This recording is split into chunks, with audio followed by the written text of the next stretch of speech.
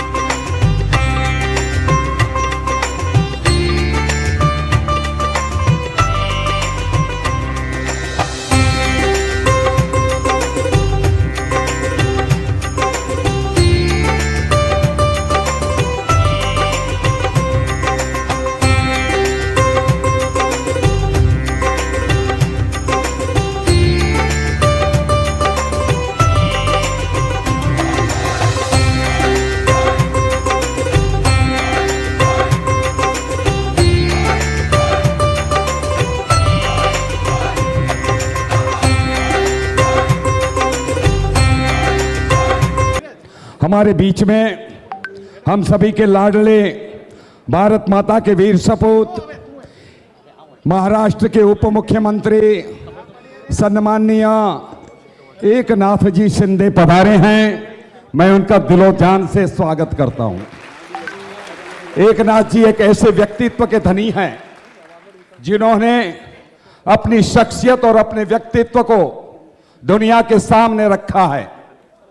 ये ऐसे व्यक्तित्व है जिन्होंने एकनाथ जी दीदी के चरणों में बैठ के देश सेवा की, हिंदुत्व की बात को प्रखरता से दुनिया के सामने मुखरता से रखा।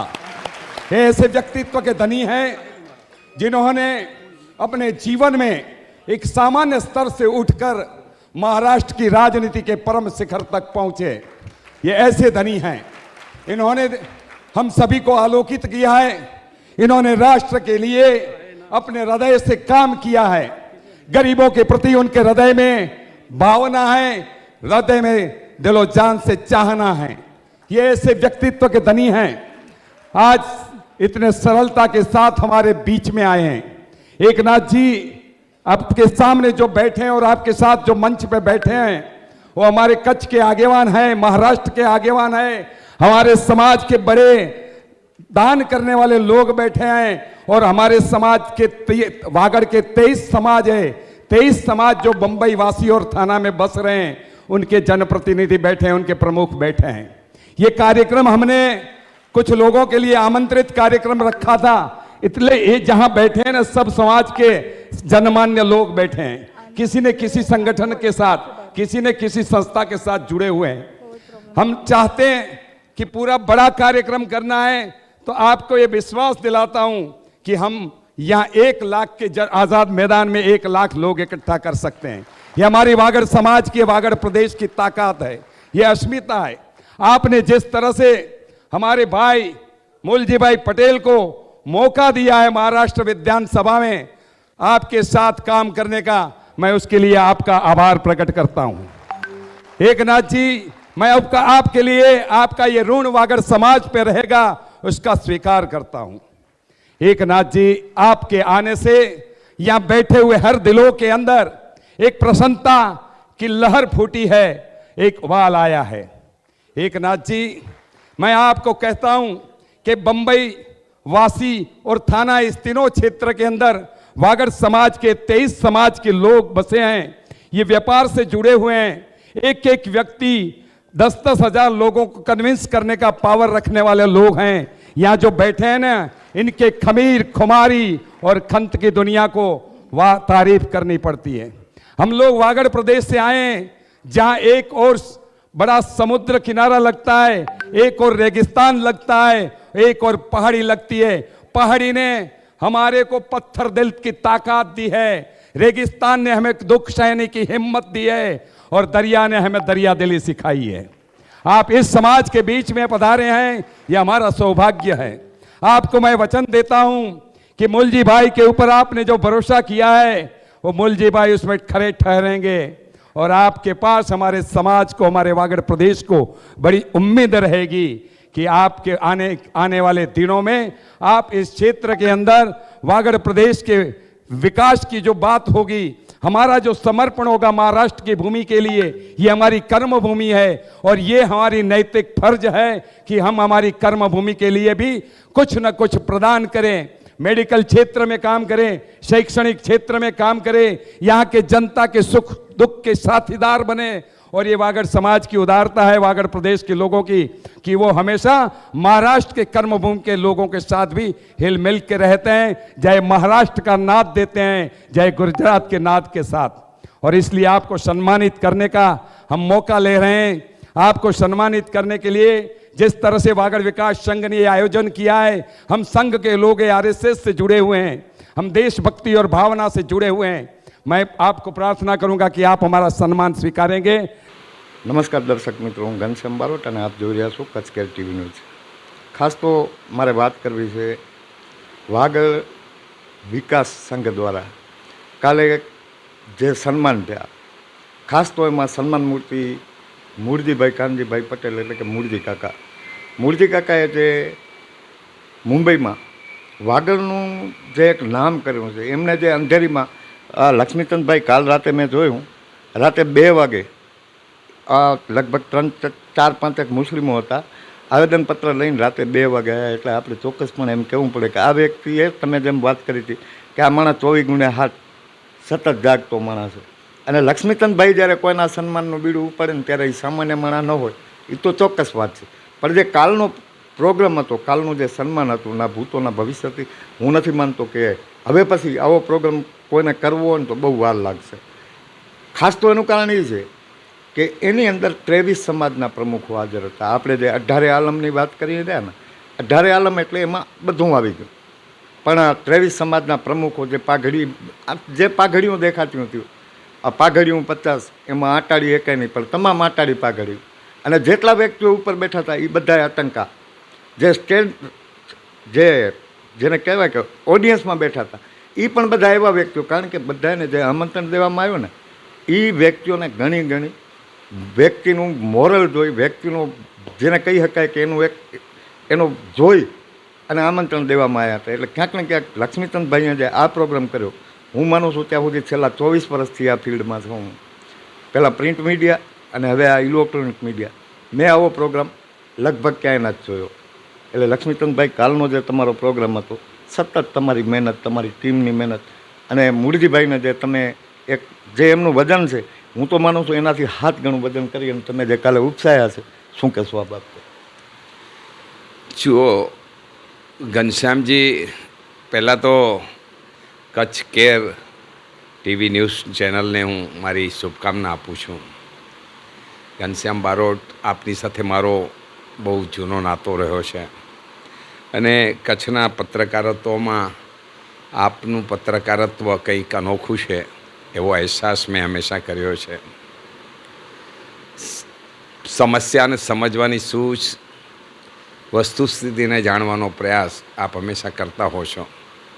એટલે આજે આપ જ્યારે ગઈકાલના કાર્યક્રમની વાત કરો છો ત્યારે મારે કહેવું છે કે કચ્છ વાગડ વિસ્તારનો એક સામાન્ય ખેડૂત પુત્ર જ્યારે મહારાષ્ટ્રની અંદર કર્મભૂમિ બનાવીને રહેતો હોય અને મહારાષ્ટ્રના લોકોની વચ્ચે જે વિસ્તારની અંદર મરાઠી મતોનું પ્રભુત્વ હોય, એ વિસ્તારની અંદર લોકપ્રિયતા નિર્માણ કરે અને ભારતીય જનતા પાર્ટીનો હોવા છતાં એને શિવસેના શિંદે ગ્રુપમાંથી ટિકિટ મળે અને એ વ્યક્તિ ચૂંટણીના જંગની અંદર યાહોમ કરીને પડે અને જ્વલંતતા સાથે એ 25,000 જેટલા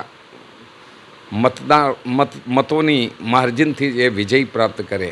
આ ઘટના પોતાની રીતે બહુ મહત્ત્વની છે અને મહારાષ્ટ્ર વિધાનસભામાં નવનિર્વાચિત વિધાનસભ્ય તરીકે ચૂંટાઈને પહોંચ્યા પછી એ મહારાષ્ટ્ર વિધાનસભાની અંદર શપથ લેતી વખતે જય ગિરનારીનો નાદ જગાવે।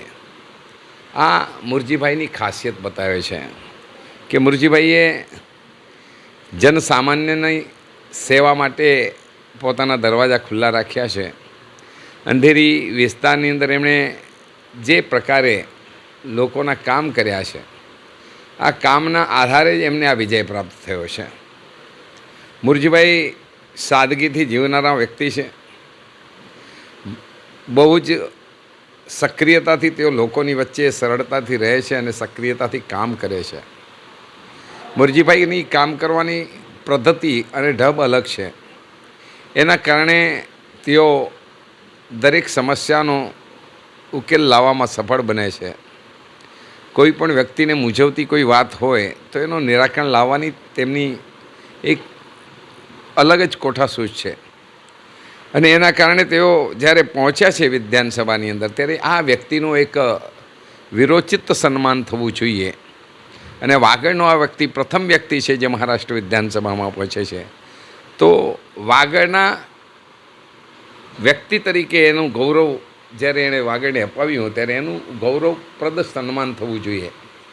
અને આ સન્માનની સાથે સાથે માત્ર એ સન્માન ન હોય, પરંતુ એ સન્માનના માધ્યમથી વાગડના વિકાસની વાત કરવાની હોય, વાગડના વિકાસ માટેના નવા અધ્યાયની શરૂઆત કરવાની હોય.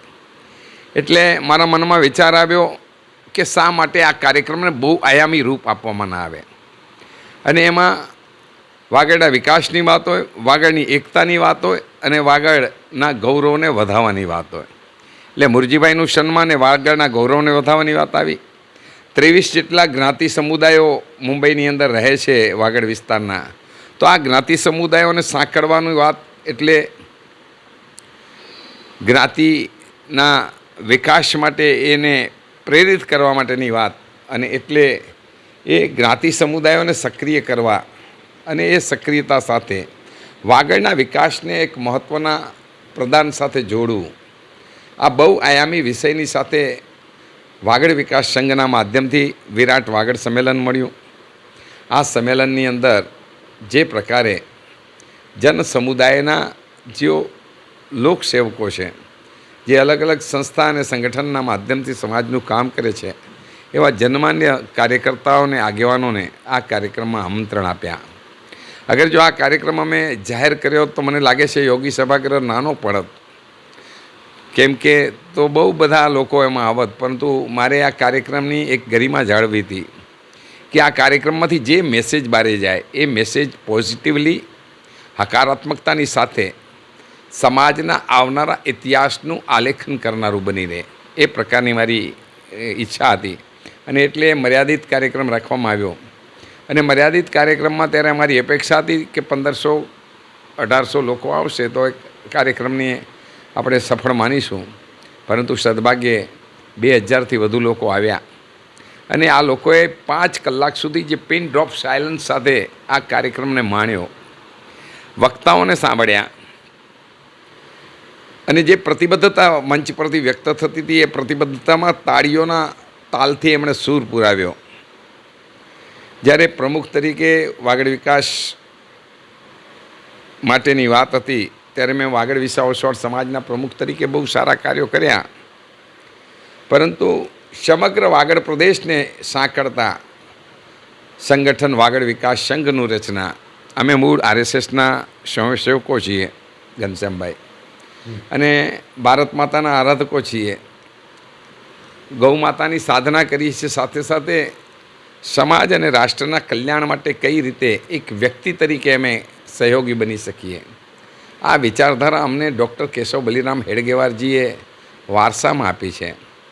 ડૉક્ટર સાહેબની આ વાતોને જીવનમાં ગૂંથીને અમે સમાજનું સંગઠન બનાવી, સમાજની એકતા નિર્માણ કરી અને એ એકતાના માધ્યમથી સમગ્ર વાગડ પ્રદેશના વિકાસ માટેની વાત કરી અને આ વાતમાં લોકોએ સંમતિ આપી. આવનારા દિવસોમાં આ મંચના માધ્યમથી, વાગડ વિકાસ સંઘના માધ્યમથી અમે વાગડ વિસ્તાર માટે એક પંચનિષ્ઠાનો કાર્યક્રમ નક્કી કર્યો છે અને અમે એ પંચનિષ્ઠા વ્યક્ત કરી. એ પંચનિષ્ઠા જે અમારી છે, પંચનિષ્ઠા પર એક પછી એક અમે કામ કરશું. મને વિશ્વાસ છે કે આવનારા દિવસોમાં સમગ્ર વાગડ વિસ્તારની અંદર એક નવા જન આંદોલનની શરૂઆત થશે. આ જન આંદોલન કોઈનો વિરોધ કરવા માટે નહીં હોય, પરંતુ આ જન આંદોલન લોક કલ્યાણના કાર્યો કરવા માટે, લોક જાગૃતિનો જન કલ્યાણ માટેનું આ અભિયાન હશે, આંદોલન હશે. અને એમાં લક્ષ્મીચંદભાઈ હું તમને રોકી ખાસ તો કાલે આપણા રાપરના ધારાસભ્ય શ્રી વિરેન્દ્રસિંહજી જાડેજા અને ભચાઉ નગરપાલિકાના પૂર્વ પ્રમુખ એટલે કે વિરેન્દ્રસિંહજીના પુત્ર એવા કુલદીપસિંહજી પણ હાજર હતા. કુલદીપસિંહજીએ જે તમે જ્યારે પંચનિષ્ઠાની વાત કરી અને એનો જે પ્રતિભાવ આપ્યો કુલદીપસિંહે કે અમે તમારી સાથે છીએ, એટલે ક્યાંક ને ક્યાંક તમે જે એક સમજી લો કે જે વાગડના વિકાસનું ડુંગર ફૂંક્યું છે એનો સીધો પ્રતિસાદ ધારાસભ્યશ્રીએ પણ ઉપાડી લીધો હોય એવું તમને નથી લાગતું? સાચી વાત છે. જ્યારે કોઈક વાત વજૂદ સાથે કરવામાં આવતી હોય અને એ વાત જ્યારે એક સામાજિક પ્લેટફોર્મ પરથી જાહેરમાં મૂકવામાં આવતી હોય ત્યારે જે કાબેલિયત ધરાવતા હોય એ લોકો આ વાતને સમજી શકે અને એનો તંતુ પકડી લે. કુલદીપસિંહ આ વાતને સારી રીતે સમજી શક્યા અને એમણે પોતાનો સૂર પુરાવ્યો કે અમે પણ રાજકીય લેવલ ઉપર આ તમારા જે પંચનિષ્ઠાના કાર્યો છે એમાં અમે સહભાગી બનશું. તો આ બહુ ઉમદા વિચાર છે અને હું કુલદીપસિંહજીનો આભાર માનું છું કે એમણે મારી જે વાત હતી પંચનિષ્ઠાની એમાં એમને લાગ્યું કે નહીં, આ ખરેખર થઈ શકે એમ છે અને એમાં જરૂરી સહયોગ એમને આપવો જોઈએ અને એ આપવાની એમણે તત્પરતા બતાવી. ખાસ તો તમે 4 સીટની વાત કરી, વાગડ વિસ્તારના આંકડા સહિત તમે આખા આંકડા રજૂ કર્યા કે આપણો જે ભચાઉ અને રાપર જે એક પ્રાંત છે એનો વિસ્તાર એવડો મોટો છે કે એમાં ખરેખર 2 ધારાસભ્ય તો જોઈએ જ, પણ આપણી કમનસીબીએ નથી આપણે એ કક્ષાએ પહોંચી શક્યા કે નથી એનો હજી સુધી વાગડનું નેતૃત્વ. હું તો ચોક્કસપણે એમ કહી લક્ષ્મીચંદભાઈ કે આપણે નેતૃત્વમાં છે ને બહુ નબળા પડ્યા છીએ, પણ આ વખતે આપણને જ્યારે સબળ નેતૃત્વ મળ્યો છે વિરેન્દ્રસિંહજીના રૂપમાં, ત્યારે ક્યાંક ને ક્યાંક વાગડ વિકાસ સંઘ એમાં એને જો જેને કહી શકાય કે એક પૂરક રીતે ઉભરી અને વાગડના વિકાસમાં એક હું માનું છું ત્યાં સુધી માઇલસ્ટોન ઊભો કરી શકશે. આ બાબતે તમારું શું માનવું? ના, એમાં મારો જો મત ભિન્ન છે કે વાગડને નેતૃત્વ નબળું પડ્યું છે એ વાતમાં હું સંમત નથી. વાગડને જે તે સમયે જે નેતૃત્વ મળ્યું પછી એ જાદવજી રાઘવજી મોરબિયા હોય કે હરિભાઈ પટેલ હોય કે બાબુભાઈ મેઘજી શાહ હોય કે પછી ધીરુભાઈ શાહ હોય કે વાઘજીભાઈ પટેલ હોય કે પંકજભાઈ મહેતા હોય, આ બધા સક્ષમ લોકો હતા અને વાગડ પ્રત્યેની એમની ભાવના પણ શ્રેષ્ઠ હતી. પરંતુ એમના સમયમાં જે જનભાગીદારી થવી જોઈએ એ જનભાગીદારીનો અભાવ હતો. એના કારણે એ વ્યક્તિઓ યોગ્ય દિશામાં લોકોને લઈ નહીં જઈ શક્યા, વિકાસ માટે અભિપ્રેત ન કરી શક્યા. આજે જે ખૂટતી કડી હતી એ મારા ધ્યાનમાં આવી કે મેં 1980થી 15 વર્ષની ઉંમરથી હું જાહેર જીવનમાં રહ્યો છું. એટલે 1973-74-75ની અંદર જ્યારે ગુજરાતમાં નવનિર્માણનું આંદોલન ચાલતું ત્યારે હું માત્ર 9મા ધોરણમાં હતો અને 13 વર્ષની ઉંમર હતી. એ સમયે મેં આંદોલનમાં હિસ્સો લીધો અને ત્યારથી સક્રિય રીતે કામ કર્યું. 1980માં કચ્છ યુવક સંઘમાં જોડાયો અને પછી વિવિધ સંસ્થાઓના માધ્યમથી સમાજનું કામ કરતો રહ્યો. ભારતીય જનતા પાર્ટી સાથે જોડાયો, RSSના સમયસેવક તરીકે કામ કર્યું. ત્યારે મને એની એ બધી કામગીરી પછી મારું એક ચિંતનશીલ મગજે વિચાર્યું કે વાગડ વિસ્તાર વિકાસથી વંચિત શા માટે છે, એના કારણો શું છે. હું એના ઊંડાણમાં ઉતર્યો, મેં તલસ્પર્શી રીતે વિચાર કર્યો, મંથન કર્યું અને ત્યારે મને સમજાયું કે માત્ર નેતૃત્વને ગાળો આપીશું તો નહીં ચાલે, સરકારને દોષ આપીશું તો નહીં ચાલે. પ્રજાકીય અભિગમ જ્યાં સુધી સરકારી તંત્ર સાથે નહીં જોડાય, પોતાના જાગૃત નેતૃત્વ સાથે નહીં જોડાય, પોતાની જનભાગીદારી જ્યાં સુધી સુનિશ્ચિત નહીં થાય ત્યાં સુધી વાગડનો વિસ્તારનો વિકાસ અશક્ય છે, અસંભવ છે. અને વાગડ બહુ મોટો વિસ્તાર છે, 5200 જેટલા ચોરસ કિલોમીટરમાં વાગડ એટલે જે રાપર અને ભચાઉ તાલુકાને જોડીને વાગડ બને છે. આ બંને તાલુકાનો વિસ્તાર છે 5200 જેટલો ચોરસ કિલોમીટર. આજે ડાંગ જિલ્લાની 1700 ચોરસ કિલોમીટરનો ડાંગ જિલ્લાનો વિસ્તાર છે, ત્યારે અહીં 5200 છે, મતલબ 17 51 3 ગણું વધુ આ વિસ્તાર છે. અને કચ્છની રીતે આપણે જોઈએ તો સમગ્ર કચ્છ એક નાના રાજ્યથી પણ મોટું છે. ગોવા કે ઉત્તરાંચલ કે આ બધા નાના રાજ્યો છે, એના કરતાં કચ્છનો વિસ્તાર વધુ છે. 45,000 ચોરસ કિલોમીટર કચ્છનો વિસ્તાર છે. એટલે આ તો એક મોટા રાજ્ય તરીકે નિર્માણ થઈ શકે અને આઝાદી સમયે ક વર્ગનું રાજ્ય હતું જ કચ્છ. ત્યારબાદ એને વિલીનીકરણ થયું ગુજરાત રાજ્યની અંદર. પહેલાં બૃહદ મુંબઈમાં થયું અને પછી ગુજરાતમાં એનું થયું અને એ જિલ્લા તરીકે પ્રખ્યાત થયું. અને એ સમયે જ્યારે જિલ્લા તરીકે એનું અસ્તિત્વ આવ્યું, ક વર્ગના રાજ્યને મિટાવવામાં આવ્યું, ત્યારે કચ્છના વિકાસ માટે કચ્છ વિકાસ બોર્ડ આપવામાં આવશે એવી એક લાલચ આપણને રાજકીય લોકોએ આપી હતી એ સમયના સત્તાધીશોએ. પરંતુ એ સપનું માત્ર રહ્યું અને એ માટે મહિપતરાય મહેતા કચ્છના સાંસદ રહી ચૂક્યા છે. એમણે ખૂબ લડત ચલાવેલી, પરંતુ એમના જીવનના અંત સુધી તેઓએ ધ્યેયને સાકાર ન કરી શક્યા.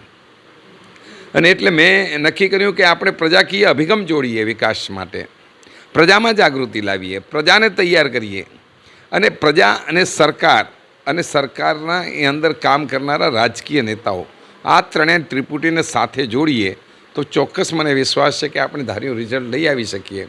અને એટલે આ ગઈકાલનો વાગડ વિરાટ સંમેલન આ મારો પ્રયાસ હતો કે રાજકીય નેતાઓ આવે, સાથે સાથે સમાજના અગ્રણ્ય લોકો આવે, અલગ અલગ સંગઠનોના માધ્યમથી આ બંને ભેગા થાય અને એ લોકો વિકાસ માટે પોતાની જાતને તત્પર કરે, તૈયાર કરે અને પછી કોઈ કંઈક દરખાસ્ત એમાંથી બહાર આવે અને એ દરખાસ્ત સરકારી તંત્ર સામે મૂકવામાં આવે અને એ જો યોગ્ય પરિપ્રેક્ષમાં થાય તો સાચું રિઝલ્ટ મળી શકે એવું મારું માનવું છે.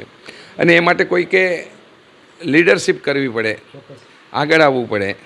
તો એ વાગડ વિકાસ સંઘે એ માટે આગળ આવવાની તૈયારી બતાવી છે અને મને વિશ્વાસ છે કે આવનારા દિવસોમાં વાગડ વિકાસ સંઘના માધ્યમથી અમારું જે સપનું છે અમે સિદ્ધ કરશું. અને આ ક્ષેત્ર જે છે એ ક્ષેત્રની દૃષ્ટિએ જોઈએ તો મારું કેલ્ક્યુલેશન છે કે કમસે કમ 5 સીટ નહીં તો 4 સીટ તો વિધાનસભાની આપણી પાસે હોવી જોઈએ. તો જ એક પ્રજાકીય પ્રતિનિધિ એ પોતાના વિસ્તારને સાચો ન્યાય આપી શકશે. અન્યથા આજે તમારે પ્રાંથળથી નીકળીને ભચાઉ તાલુકાના આધોઈ ગામે પહોંચવું હોય તો કેટલા કલાક લાગે? તમે તો અનુભવ કરતા હશો. કે પછી એક સુવઈથી નીકળીને કોઈએ આડેસર જવું હોય તો કેટલા કલાક લાગે? કેટલો લાંબો વિસ્તાર. સાહેબ સવારે તમે નીકળો, સાંજે પાછા આવો. લઈને નીકળ્યા ત્યારે હું માનું છું ત્યાં સુધી આ પ્રમુખો, આપણા મુંબઈના આગેવાનો, મુંબઈના ઉદ્યોગપતિઓ, મુંબઈના બિલ્ડરો અને મુંબઈના જે કર્મનિષ્ઠો છે, આ બધાનો સહકાર લઈને આપણી જે ખૂટતી કરીઓ છે એવી સમજી લો કે અત્યારે ધારાસભ્ય શ્રી વિરેન્દ્રસિંહજીને આવ્યા પછી 42 ગામો જે કમાન્ડ એરિયાથી બહાર હતા એને આપણે સિદ્ધાંતિક રીતે આપણે છે ને એની મંજૂરી મળી ગયાનું મેં સાંભળ્યું. ટીકરથી પલાસવા સુધીના રોડની વાત પણ આપણે કરી. પણ જો આ બધા લોકો વાગડના વિકાસ માટે સાથે જોડાય એના માટે વાગડ વિકાસ સંઘ શું વિચારે? અમે પંચનિષ્ઠાનો કાર્યક્રમ નક્કી કર્યો છે કે કચ્છની અંદર ગામડે ગામડે બહુ ગંદકી છે. પ્રધાનમંત્રી નરેન્દ્રભાઈ સ્વચ્છતા અભિયાનના માધ્યમથી લોકોને ગંદકી વિશે જાગૃત કરે છે અને ગંદકી ફેલાવતી અટકાવવા માટે લોકોને પ્રેરિત કરે છે. તો આપણે આજે સામખેડી જ છે, વાગડનું પ્રવેશદ્વાર કહેવાય, અને એ ગામની અંદર આપણે જઈએ તો ત્યાંની જે પરિસ્થિતિ છે તો એવું થાય કે આપણે આ ક્યાં નરકમાં આવી ગયા, એવા પ્રકારના ત્યાં રસ્તાઓ છે, એ પ્રકારની ગંદકીનું સામ્રાજ્ય ફેલાયું છે. અને વરસાદ આવે ત્યારે તો એ બહુ દુષ્કર પરિસ્થિતિ થઈ જાય છે. તો આ ગંદકી દૂર થાય એ પહેલી પ્રાયોરિટી છે. તો એ માટે સ્વચ્છતા અભિયાનો ચલાવશું, એવા કાર્યક્રમો આપશું. અમે માત્ર વાતો નહીં કરીએ, અમે વૈકલ્પિક વ્યવસ્થા આપશું કે જેનાથી કરીને લોકોને સ્વચ્છતા માટે જાગૃતિ તો આવે પણ સાથે સાથે લોકો સ્વચ્છતા માટે ઇમ્પ્લિમેશન પણ કરે, અસરકારકતાથી કામ કરે. અને એ માટે જે વ્યવસ્થા જરૂરી હશે એ વ્યવસ્થાઓ આવનારા દિવસોમાં અમે પ્રાયોગિક ધોરણે 2-4 ગામોમાં કરશું. અને એ જોઈને બીજા ગામોને લાગશે કે ના કરવા જેવું છે તો એ ગામોમાં પણ અમે એ ગામના દાતાઓનો સહયોગ સાધીને એ ગામમાં પણ એ સ્વચ્છતા અભિયાન ચલાવશું. અમારી બીજી જરૂરિયાત છે કચ્છની અંદર એજ્યુકેશનની ખામી. આજે શિક્ષણનું સ્તર એટલું બધું કથળી ગયું છે, સ્કૂલો તો બહુ થઈ ગઈ, સ્કૂલોની અંદર શિક્ષકો પણ નિમાઈ જાય છે, પરંતુ એ આવનારા સ્કૂલોની અંદર નિમાતા શિક્ષકોનું ગુરુજન તરીકે કેટલું દાયિત્વ? એ લોકોની ક્ષમતા બહુ મર્યાદિત હોય છે. મને લાગે છે 70% શિક્ષકોને તો પૂરતું જ્ઞાન કે નોલેજ પણ નથી હોતું શિક્ષણનું. તો એ જેની પાસે પૂરતું જ્ઞાન નથી એ ગુરુ તરીકે પોતાના વિદ્યાર્થીને શું શીખવી શકશે? અને એટલે કંગાળ શિક્ષણ વ્યવસ્થા છે. અને આ કંગાળ શિક્ષણ વ્યવસ્થાને જો બદલવી હોય તો આપણે વૈકલ્પિક વ્યવસ્થા આપવી જોઈએ. વિરોધાત્મક વાત નહીં કરવાની. અને વૈકલ્પિક વ્યવસ્થા એ છે કે ગામડે ગામડે વાગડના સાંજે સ્કૂલ પૂરું થઈ ગયા પછી 7 થી 9 2 કલાક સુધી એક કોઈ ઘરની અંદર સ્કૂલ તરીકે આપણે એનો ઉપયોગ કરીએ અને જે વિદ્યાર્થીઓ સેન્સિયરલી જે ભણવા માંગે છે, આગળ અભ્યાસ કરવા માંગે છે, એવા વિદ્યાર્થીઓને આપણે ત્યાં શીખવાડીએ, જે તે વિષયનું જ્ઞાન આપીએ. અને આ કામ કોણ કરી શકે? તો કેટલાક શ્રેષ્ઠ શિક્ષકો ગુજરાતની અંદર છે જેઓ રિટાયર્ડ થઈ ગયા છે જોબથી, પરંતુ એમની પાસે ગુરુજન તરીકેનું સારું નોલેજ છે, જ્ઞાન છે, બાળકોને સારી વસ્તુઓ શીખવાડી શકે એમાં છે. તો આવા જે નિવૃત્ત શિક્ષકો હોય એને અમે અપોઇન્ટમેન્ટ કરશું અને એમના દ્વારા આ સ્કૂલો ચલાવીશું, જે માત્ર 2 કે 3 કલાક જ ચાલશે. અને એ 2-3 કલાકમાં સિન્સિયર વિદ્યાર્થીઓને વધુને વધુ ટીચ કરશે, શીખવાડશે અને એને શ્રેષ્ઠ ઘડતર થાય એ પ્રકારના પ્રયાસ કરશે. ખાસ તો લક્ષ્મીચંદભાઈ, વાત આપણે કાલના પ્રોગ્રામથી શરૂ થઈ છે, એટલે હું ચોક્કસપણે એમ કહું કે કાલે જે મહારાષ્ટ્ર વિધાનસભાના અધ્યક્ષ નાવલેકર સાહેબ, પછી ઘણા બધા ધારાસભ્યો, પૂર્વ સંસદ સભ્યો અને 23 સમાજના પ્રમુખોએ જ્યારે હાજરી આપી અને ખાસ તો પૂર્વ મુખ્યમંત્રી અને હાલના ડેપ્યુટી મુખ્યમંત્રી એવા ઉપમુખ્યમંત્રી એવા એકનાથ શિંદેજી પધાર્યા. એટલે ક્યાંક ને ક્યાંક આ પ્રોગ્રામની સફળતામાં જે તમારી મહેનત છે એને તો હું બિરદાવું છું, પણ એની સાથે સાથે વાગડ વિશે જે વાગડ માટે જે મહારાષ્ટ્રના આ રાજકારણને એક અનન્ય લાગણી હોય એવું મને ક્યાંક ને ક્યાંક લાગ્યું. શું કહેશો? ચોક્કસ. જ્યારે હું 1980થી 15 વર્ષની ઉંમરથી રાજકીય રીતે કામ કરું છું, સામાજિક રીતે કામ કરું છું, એટલે આ બધા લોકો સાથે, રાજકીય નેતાઓ સાથે સંપર્કમાં આવવાનું થયું છે અને એના કારણે એ લોકોને મારી પ્રતિબદ્ધતા, મારી કામ કરવાની શૈલી, મારી વિશિષ્ટતાઓ ખ્યાલમાં આવી છે. અને આટલા લાંબા સમયથી કામ કરું છું, છેલ્લા 1980થી કરું છું, મતલબ હમણાં 2024 છે, 44 વર્ષથી કામ કરું છું. અને 44 વર્ષમાં ક્યારેય પણ આ બધા રાજનેતાઓ પાસે હું મારું પર્સનલી કોઈ કામ લઈને ગયો નથી. એટલે એમને મારી નિષ્ઠા પ્રત્યે વિશ્વાસ છે કે આ માણસ કંઈ પણ વાત કરતો હશે સમાજના ઉત્થાન માટે કરતો હશે, એના પોતાના વ્યક્તિગત સ્વાર્થ માટે નહીં કરતો હોય. તો આ માણસ બોલાવે છે તો આપણે જવું જોઈએ. અને આ ભાવનાથી મેં જ્યારે એકનાથ શિંદેજીને આમંત્રણ આપ્યું, રાહુલ નાર્વેકરજીને આમંત્રણ આપ્યું, કે મનીષાતાઈ ચૌધરીને આમંત્રણ આપ્યું, કે મનોજ કોટક કે ગોપાલ શેટ્ટીને આપ્યું, બોમ્બેના આ બધા આગેવાનોને, પ્રવીણ છેડાને આપ્યું.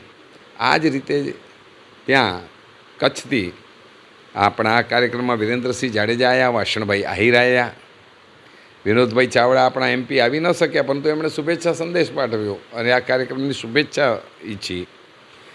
લક્ષ્મણસિંહ સોઢા આવ્યા, કુલદીપસિંહજી આવ્યા, વિરોધ પક્ષની રીતે બચ્ચુભાઈ આરેઠિયા કોંગ્રેસના આગેવાન આવ્યા, રાપર તાલુકાના પીઢ રાજકીય આગેવાન અને મારા ગુરુજન કહેવાતા એવા બહુભાઈ મેઘજી શાહ આવ્યા, ભારતીય જનતા પાર્ટીના રાપર વિસ્તારના, રાપર તાલુકાના પ્રમુખ નસાભાઈ દૈયા, જેઓ મારા મિત્ર છે, તેઓ આવ્યા. આ બધાની ઉપસ્થિતિ બતાવે છે કે લક્ષ્મીચંદ ચરલા સાથે આ બધા ઘનિષ્ઠતાથી સંકળાયેલા છે અને લક્ષ્મીચંદ ચરલામાં આ બધા લોકોને કંઈક વિશ્વાસ છે કે આ માણસ કંઈક આયોજન કરે છે તો એની અંદર કોઈ પોતાનો સ્વાર્થ નહીં હોય, એવું એક ભાવના એમને છે, વિશ્વાસ છે. અને એટલે આના કાર્યક્રમમાં જવું જોઈએ એવી ભાવનાથી આ બધા પ્રેરાઈને આવ્યા છે. ખાસ છેલ્લો પ્રશ્ન, લક્ષ્મીચંદભાઈ, ખાસ તો બધાએ સન્માન થઈ ગયા પછી તમારું જે ઉપમુખ્યમંત્રી એકનાથ શિંદેજીએ સન્માન કર્યું, મને અંદરથી આમ હેતના ફોરા છૂટતા હતા, કારણ કે લક્ષ્મીચંદભાઈ સન્માનને લાયક છે.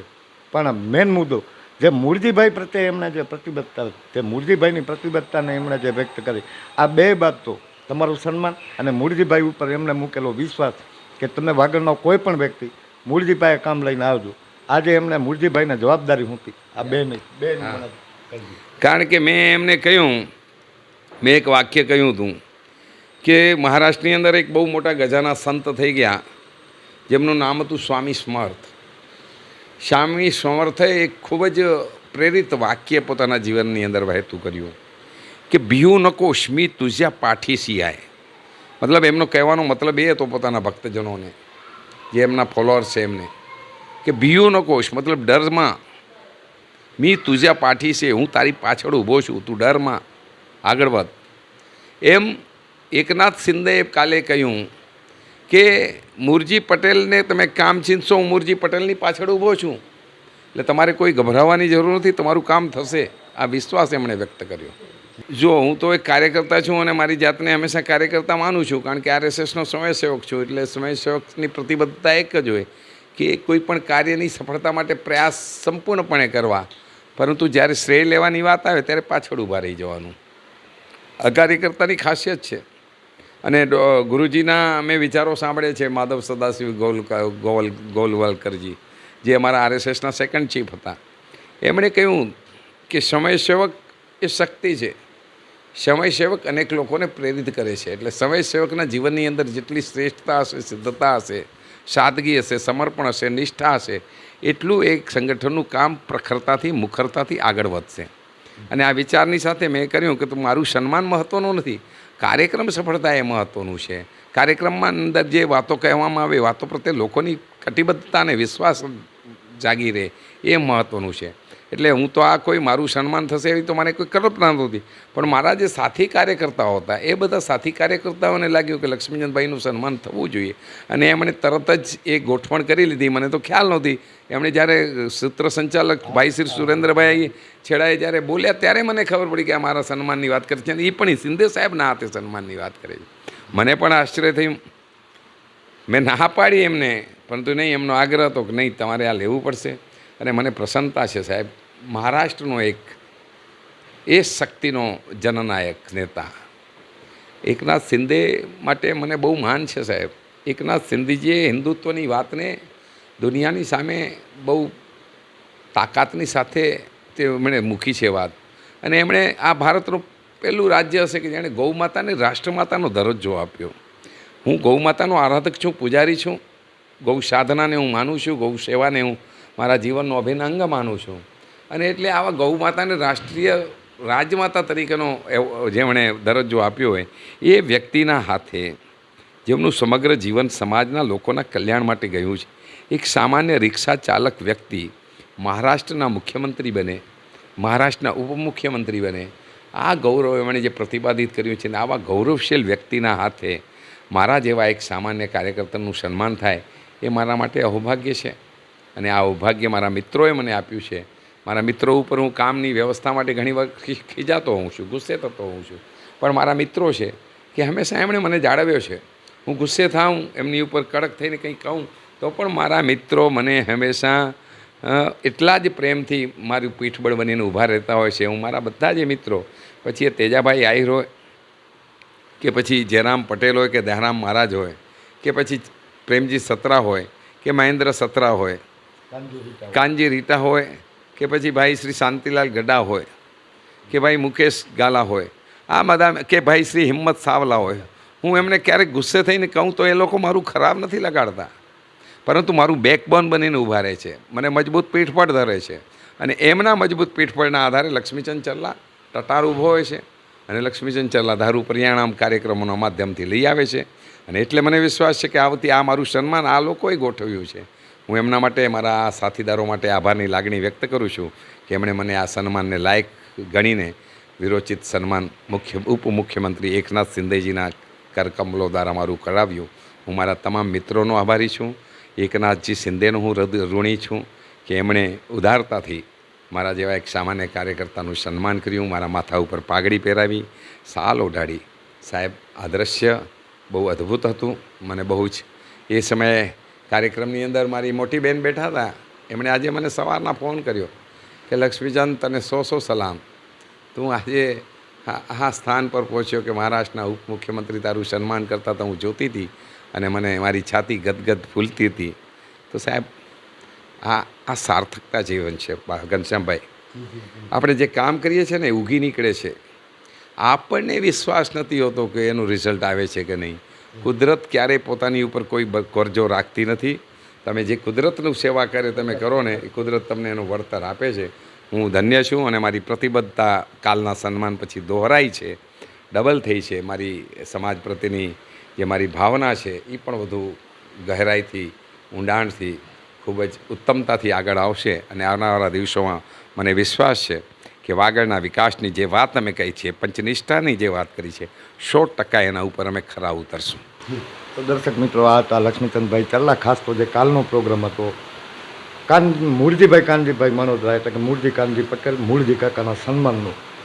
મૂળજી કાકાના સન્માનમાં એક વસ્તુ નક્કી સાબિત થઈ લક્ષ્મીચંદભાઈ ચલ્લા કે મહારાષ્ટ્રનો જે વાગડ સમાજ છે ને એકજૂટ થઈને લક્ષ્મીચંદભાઈ ઉપર વિશ્વાસ મૂકીને લક્ષ્મીચંદભાઈ મને અંદર એમની પ્રતિબદ્ધતા વ્યક્ત કરીને એમની નિષ્ઠાને હું તો એમ નિર્ણાયક માની અને જે આખો સમાજ હાજર થયો. સાહેબ ઉપર નીચે તમે જ્યાં જુઓ ત્યાં ક્યાંય જગ્યા જોવા નહોતી મળતી. ખાસ તો અમે જ્યારે બહારે નીકળ્યા ને ત્યારે બારે 100-150 લોકોનું ટોળું ઊભું હતું એ પ્રોગ્રામ આવવા માટે. પણ ક્યાંક ને ક્યાંક વાગડને એક કરવામાં અને વાગડનો વિકાસ કરવામાં જે લક્ષ્મીચંદભાઈએ જે એક પગરવ માંડ્યો છે, એક પગલું માંડ્યું છે, આપણે ચોક્કસપણે આશા વ્યક્ત કરી કે આ જે પગલું છે ને એ મોટી પંગદડી થઈને વિસ્તરે અને આ એક એવો રાજમાર્ગ બને કે જે વાગડ અને મુંબઈ વચ્ચેનો વાગડ વિકાસ સંઘ એક સેતુ થાય